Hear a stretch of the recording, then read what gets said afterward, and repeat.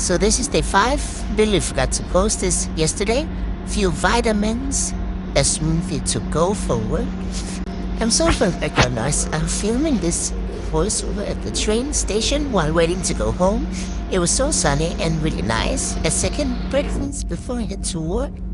Got a cup of coffee as the start of my workday with oatmeal. And a little bit of everything from the cafeteria. There's some veggies, some meat, a little bit of cake. It's a treat day. And a little bit of chocolate, like less than 20 grams.